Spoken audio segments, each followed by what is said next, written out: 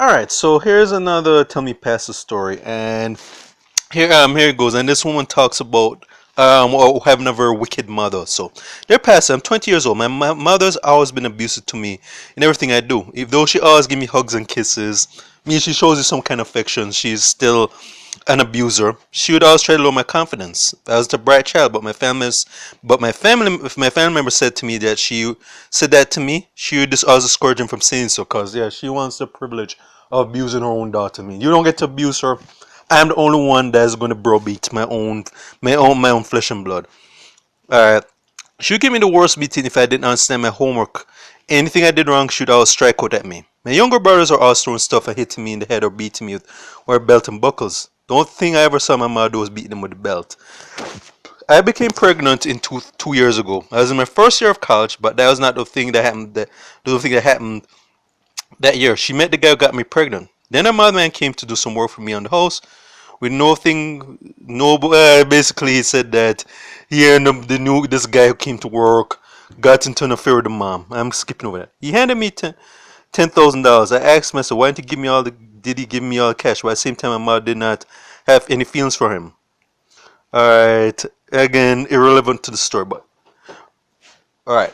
All right, so where's that going? So, anyways, we're continuing where the guy came to do work on the house, gave $1,000, the daughter $10,000, and and the mother apparently didn't have feelings for him. So my grand aunt persuaded my mother taught him because they thought that he had the money. He moved in with us. In a month's time, he wanted to start a business with my mother. Late in the month, I found I was pregnant. My mother asked me to abort the pregnancy, but I said no. Oh, I think the same guy got her pregnant 2 years ago. My mother asked us that if I do abortion, you want me to have a better life. So then she came to ask me what I was going to do. I told her I was going to keep the pregnancy. And her wicked mother tried to encourage the daughter to have the abortion. And so despite her boyfriend saying that she shouldn't do it, but and so listen to her wicked mother, she did it, and that caused problem with the boyfriend. Alright, so eventually, okay, I failed most of my courses because our conscience was getting to her, but I passed on to continue college. I eventually stopped going to college and started working with my mother in business. She started this man. Alright, and because she's so codependent on her mother, despite the abuse she hurls on her own daughter, that this is the end result. Use alright, alright, okay, and so basically things with her then baby father got to uh,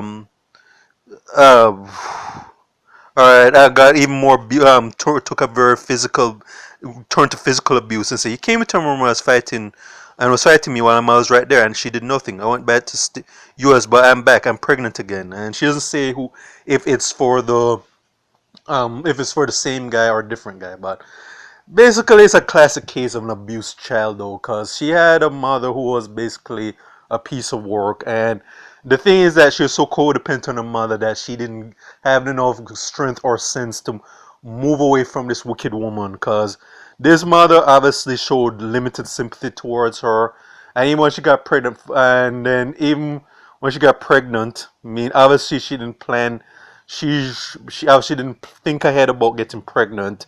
She decided to give him to her mother and so on. Rather than giving up the baby for adoption, she listened to her wicked mother, and even when then baby father started to physically abuse her, according to the doctor, the mother did nothing. But all she should have done is just had nothing to do with the mother or this man. Because it does sound like she just has Stockholm syndrome, like she's been abused so much mentally and physically that it's normal to her.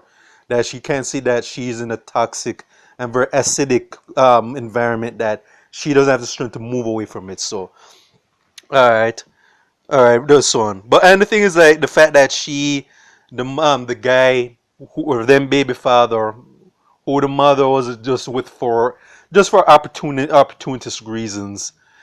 Alright, she doesn't really see the sign that just get away from these people and so on. Alright, but she should have just said that uh, she should she should just basically just say, you know what, I know what the problem is. I need to have the guts and strength just to get away from this toxic relationship and get help, because she's obviously so internalizes abuse so much that she doesn't realize that the problem is the mother primarily, because the mother is a piece of work, and they said that her mom's going to get her karma though, and she deserves what she got gotten for all the wickedness she's done, and same thing with the man and so on. But the thing is, like I said, like in fact she's pregnant again. I'm guessing it's for a different person.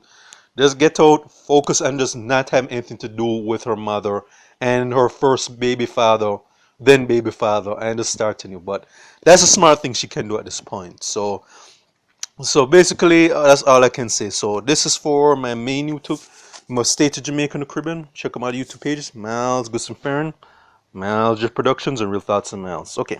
Oh, so my final mention with that recording about that wicked mother that the main girl was talking about. The one telling thing, I think, just like the thing with the about that one was talking about her son has been missing for 19 years. That one thing that I noticed that there's no mention of the girl's father, because I'm guessing that the father was obviously didn't play a big part in life. I'm guessing didn't know what the circumstances are. She doesn't mention who her I'm to the dad, where I'm to where her father's been, and chances are due to the get down the mom.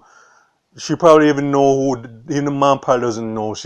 It sounded like the mom was probably one of those women who just spread their legs open like a clothespin to every guy that came her way. So, because the thing that's known is that the daughter doesn't mention who the dad, what happened to her father, and again, I'm just wondering if that narrative, if that's a deliberate narrative that the dad again is just meant to not be mentioned for whatever reason or so on. But that's just very telling that they don't mention. She doesn't mention what happened to her father or what relationship, if the father or if she has a relationship with the what kind of relationship she has with the dad, if the dad's in the picture. But that's just a very telling thing that I'm noticing a lot of these stories. Because the thing to note is that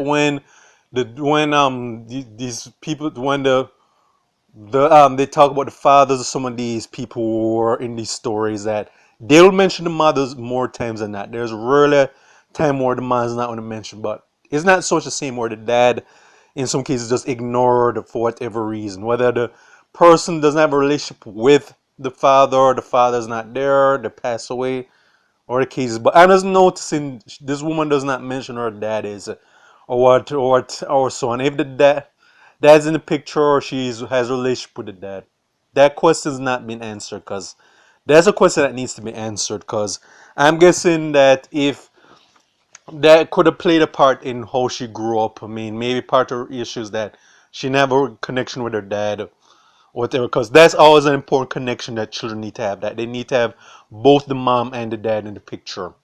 So just wanted to throw that out there as well. All right.